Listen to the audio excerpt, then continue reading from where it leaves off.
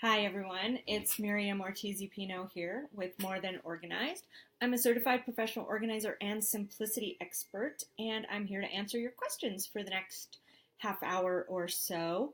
And I have a few questions that have come in, but I want to give you guys a few moments to see what happens for you as the audience starts gathering and we check on things here. And I gotta pull up the questions in my Evernote. I collect them as we go, and so I haven't looked at all these in a while. I put my basic questions in earlier, and then I've added a few more today as they came in via email. So if you're not on my email list, you can sign up at morethanorganized.net. There are several different opt-in options for you, lots of free resources available. And that's how you can stay in the know about when I do various programs, and you get the first notice of questions once a month, and my newsletter, which has a great article a couple times a month and just some other thoughts and ideas about organizing on the other weeks. So I try not to inundate you too much. Every once in a while there's a program going on that requires a few touches, but most of the time it's just once a week. And I love my monthly Q&A sessions because it gives me a chance to get all those lingering things and doubts, and for you to see what kinds of things other people are also questioning. And I think that's really helpful when you're a little bit overwhelmed and struggling to get organized. It's nice to know that other people have the same thoughts and fears as well and are working through them anyway, because that's the most important part, is doing it anyway. Okay, I feel like there's a weird glare on me today. What is happening? As the sun changes, I have a lot of windows in my office, so I can't really avoid having one behind me, because if I go to either of the other three walls, there's one there too. All right, so we'll just do our best here. Okay, so tell all your friends. Let me make sure I just want to double check because it seems a little funny, but here we are, and see what we've got going in terms of questions coming in. Let's see. If I look on the other page, that's helpful. All my little gizmos and gadgets. See? Phone, iPad, it's all here. Okay. Load this up. Oh, I know one thing that might help. Okay, real quick. Let me just fix this. And that'll help. Okay. Hello, everyone watching. All right, if you do come on and have a question, be sure to put it in the bottom there, and we will get right to the questions. Okay, so a lot of the questions this month are about how to deal with that stuff that piles up around the house. You know the stuff. Sorry, dusting. Let's see. So part of it is from various clients, and several clients asked the same questions over the last few weeks, and so I kind of combined them so it would be a better answer, a more complete answer. But Kristen asked, my work is largely self-paced with a few firm deadlines. How do you block out your time to stay motivated for longer-term projects when they're, say, over a year? So this is where it becomes really great to set up your routines. So you block out your routine time and you stick to the routines. And the routines become kind of your minimum required effort every day. For instance, I check my calendar, I check my email, I look at my money situation, and I make some phone calls or do some list building every single day during the week, during my work days.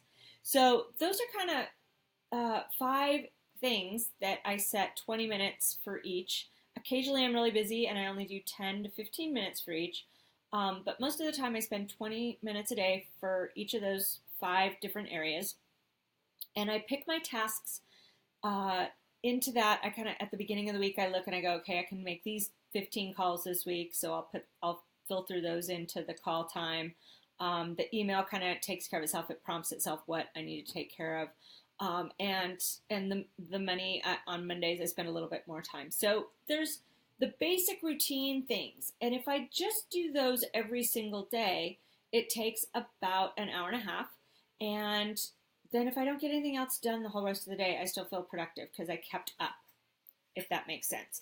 And then what you want to do for the long-term projects is you put in the deadlines that do exist. So the end date, a couple milestones or benchmarks you can put quarterly. I would look at least quarterly, if not weekly or monthly. And then I would kind of block out some time. So let's say the project is writing a book and you need to do a bunch of writing and you need to have some editing time and you need to do some promotion time. So then you back out a little chunk of time each week or each day for each of those items. Or for the first 6 months, it's all writing, and then it's all editing, and then it's all promotion.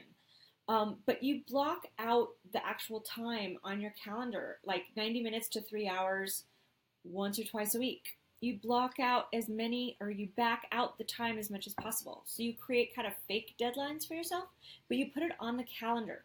So all of the tasks that have to get done, you want to at least have that framework of I'm going to be working on writing during this time, and I'm going to be working on promotion during that other time. So when you're picking all the tasks up off the master task list for the project, you know where to slot them in. And you can pick which ones are going to be slotted in per week, but it helps keep you on track. When there is a big paycheck involved with a year-long deadline, I go ahead and set up some fake deadlines. Like, I want to be done with this portion of the project by this date, and then I back out those tasks from there. And then I go to the next milestone. Okay, I want to be this far along at the end of the month. This is what I need to do to get that done. That way your calendar gets populated, and it doesn't feel any more like I have all this free time to work on my project. It becomes, I have work to do to get my paycheck. Even though it's project work. It just helps create enough structure so it can still be really flexible. You can still work just 3 or 4 hours a day, but you are working towards that goal every single day, if that makes sense. A little bit of work on it every single day will get it done. And maybe you'll get done ahead of time and then you can add another project and double your income. I don't know. Maybe not. But it gives you options that way, as opposed to farting around for a year and then in the last month, like scrambling like you've never scrambled before and getting sick and burning out and all that stuff. So I'm kind of a procrastinator. I like to wait till the last minute unless I give myself deadlines. So just make sure you give yourself some, at least, structure to the work. I'm going to work on these kinds of tasks on these days and this kind of task on these days. And every day I'm going to be making my phone calls or doing research or whatever, writing some words. Okay, I hope that helped, Kristen. I have a lot of creative clients that have that situation. I'm doing a website and I have the next 12 weeks to do that. I'm doing this event. I've got the next 3 months to pull that off. And then there's always that scramble at the end. But if you set it up so it's kind of fake deadlines in the meantime, that's helpful. All right. So 2 of my clients both came up with these things, and then I had 2 other questions that were very similar. So this is about that point where you scoop everything off the table or the counter and you throw it in a box or a bag and you hide it from yourself in the closet because people are coming over. And then a year later you go, oh, I really should go through that bag. And when you open the closet, there's really 7 or 8 bags or boxes in there. And you put it off and you put it off because it's too overwhelming. Well, Bianca and I today did 4 bags of paperwork she had hidden in her closet. And it took us less than 40 minutes. So I want you to see how putting things off, because it's going to take so long, usually doesn't take as long as you think. And that kind of led to a discussion about how do you find the time to do things. And I said it's easier and faster to put things in the right place than it is to put them in the wrong place. Because when you put them in the wrong place, you then have to redo it later when you're more busy or more hectic or you're under a pressure to find it faster or deal with it faster. So it goes hand in hand with that backing out your project, doesn't it? You don't want to hide stuff too long because then you can't find it. But it was interesting because once we gathered the stuff and we had some criteria and we kind of limited the amount. So we talked about limiters last week on More Than Organized Monday. You can see those videos at YouTube. But there's, or farther down on the Facebook page, every Monday I'm here as well. So I talked about limiters and how just enough structure, again, just enough, and it's flexible. But having some sort of limiter allows you to know when you have to replenish things, where things go. It leaves a space empty for putting things away, like your laundry. If you have a place where you keep your pants, and then all your pants are in the laundry, and so you put shirts there instead, when you go to put the laundry away, you don't have anywhere to put your pants.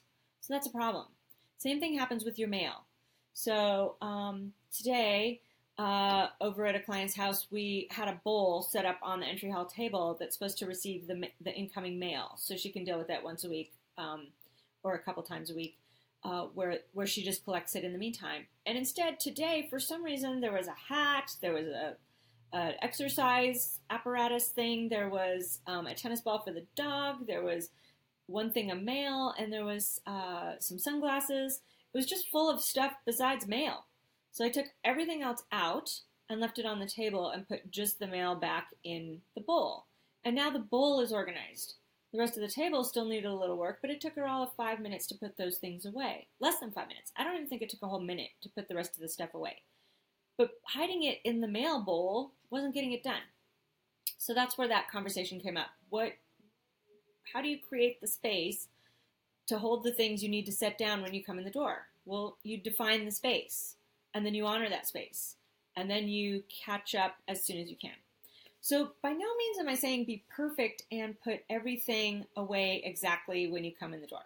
Because here's what happens. You come in the door, you have your hands full, you've got a couple bags, you've got your purse, you've got your keys, you've got the kids, you've got some stuff you picked up, a couple kids' backpacks, their lunch bags, whatever. So go ahead and just drop it on a heap on the floor. That's fine.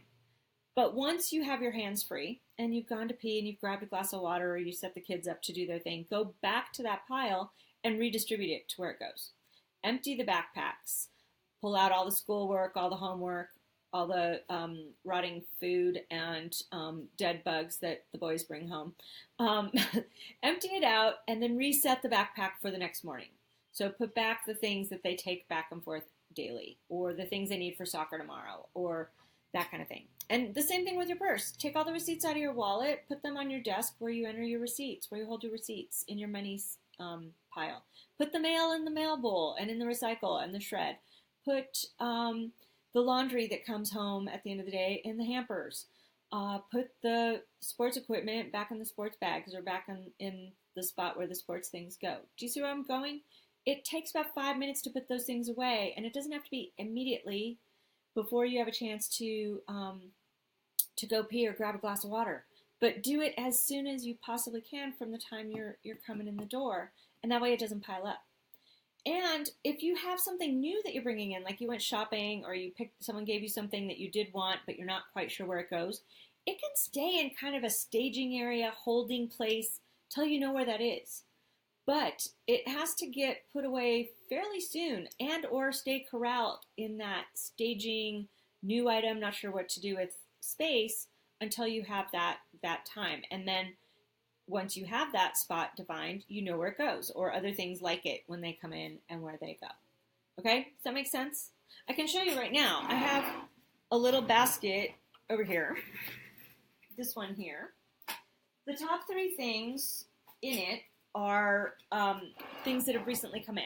I'm somewhat of an influencer in my industry, and so I've been getting a few books and samples of things to review or look at. And so those are 3 books on entrepreneurship and business building that came through various things I've signed up for. That I'm not in a hurry. I know what they are. They're in their holding place, and then they'll move to the nightstand when I'm ready to read them. But do you see what I'm saying? That's a defined spot, and so they're all in the same spot. I don't have one in the living room, one on the kitchen counter, and one under my desk. They're all together in the same spot. So that's important. If you don't have a defined space, it could be anywhere, and then it's nowhere because you don't know where it is because you left it somewhere for now. So defining the space is really, really important. and then holding on to that space and honoring it by actually using it as often as possible is also a really good way to keep the clutter at bay. Okay. So the other thing that came up today with that client is the difference between feeling like staying organized and keeping up on the clutter is not the same thing as housework. Housework is actually the scrubbing, the sweeping, the dusting, the vacuuming. That's housework, cleaning.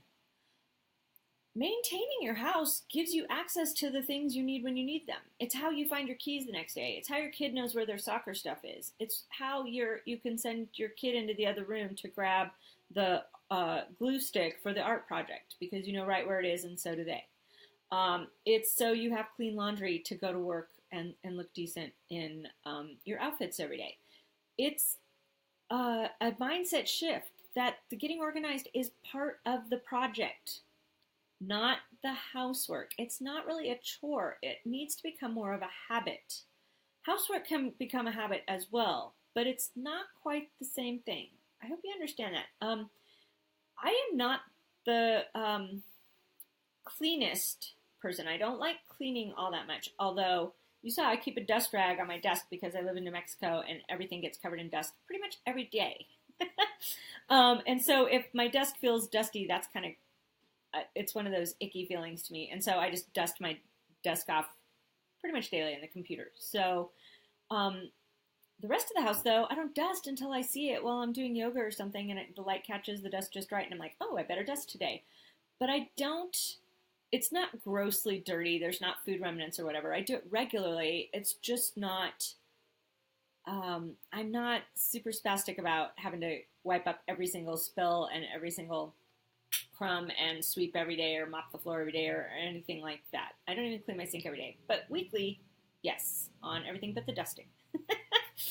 Most of the surfaces get cleaned every couple weeks, but the fixtures and dishes and laundry and floor every week. So, you've got to come up with your own what's enough and what's good enough and what's done situation for that. But the keeping things put away where they go so that you can use them when you need them and have access to those things. It's funny, you wouldn't leave the ice cream out on the counter because it'll melt. You'd put it back in the freezer. So why won't you put your other things away so that you can find them when you need them? I like knowing that my ice cream is in the freezer. I know right where it is when I need it. Okay. Let me just pause and take a quick look. See who's come in with a question. Take a sip of my coffee, because I drink coffee all day long. Let's see. Who's on here? Anyone on here? Is this refreshed?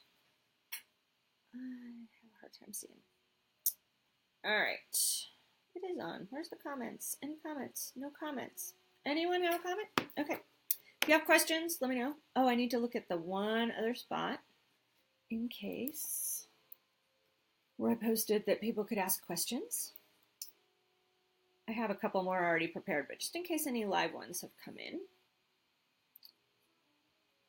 And everything's a little slow when I'm taping. Okay. Nope. Okay. I feel like Facebook's a little weird today. It hasn't been refreshing right. Okay. Oh well. All right, so I have one more question prepared. Well, it's kind of a group of no questions, so we'll see what happens. Okay, so as part of the whole scooping things up, hiding it from yourself, not having a place for it to go, and so feeling like you need to move it out of the way when people come over, part of that is then looking at it later and feeling like it's all trash and looking at it. People will hide bags of trash in the closet, and then later when we're going through stuff, they're like, oh, I'm pretty sure that's all trash. But they're not sure because some of the things are trash and some of them are not. So I would suggest putting your trash into a trash bin, basket, box, bag, as soon as you realize it's trash. And to put that in the trash bin outside at the curb as soon as possible.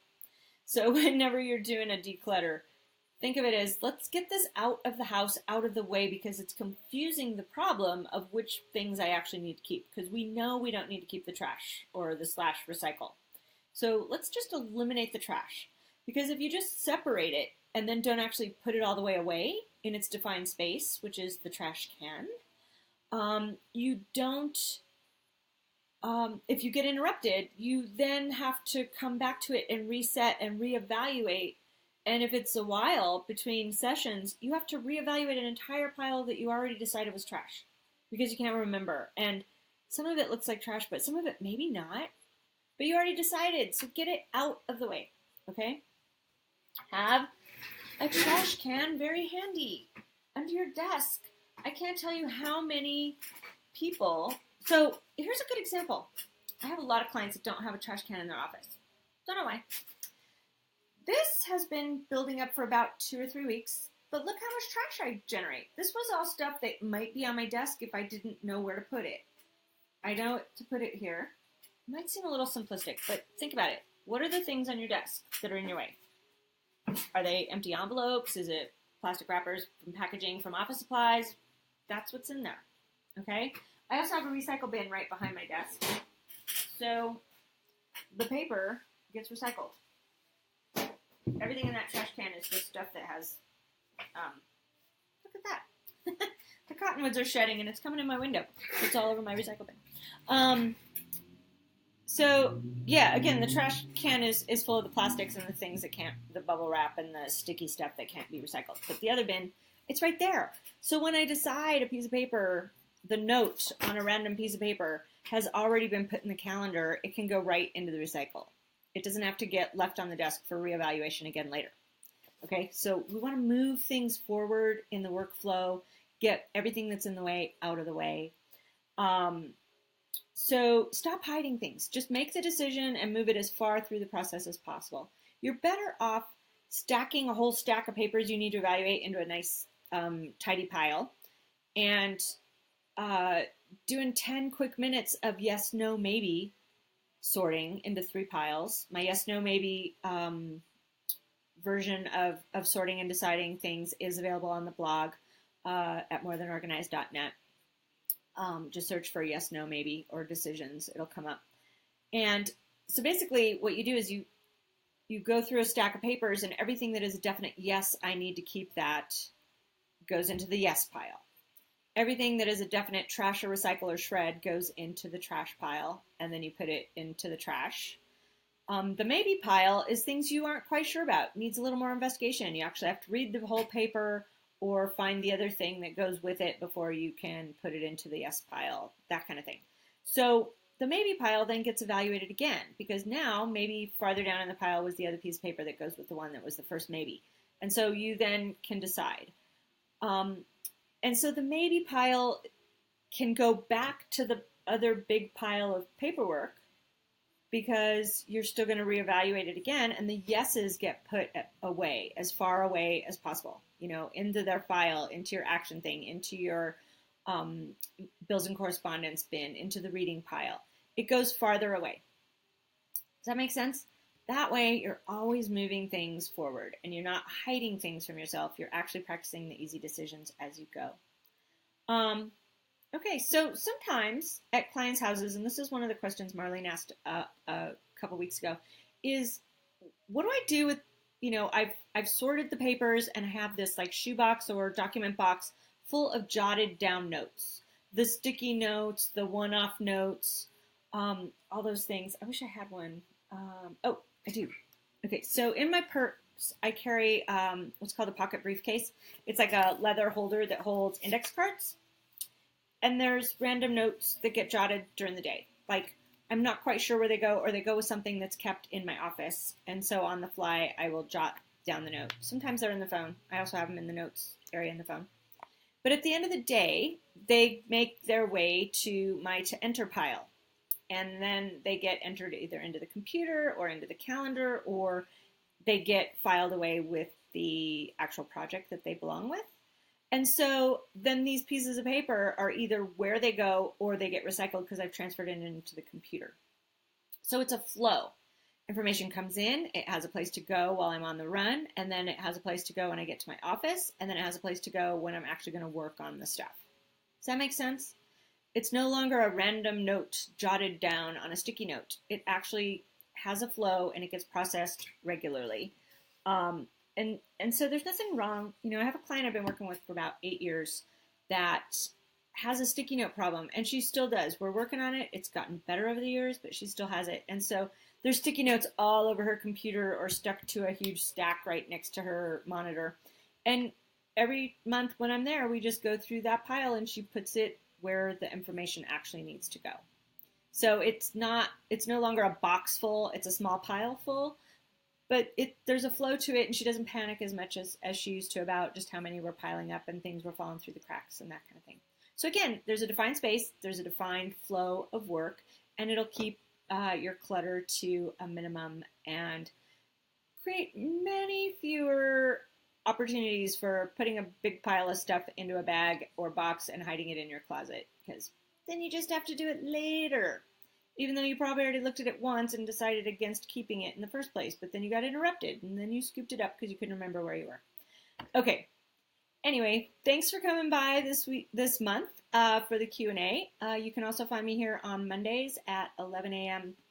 Mountain Time, which is 1 p.m. Eastern Time, where I do a More Than Organized Monday, and I typically pick one topic of discussion and give you all my best tips and tricks about that little aspect of getting organized.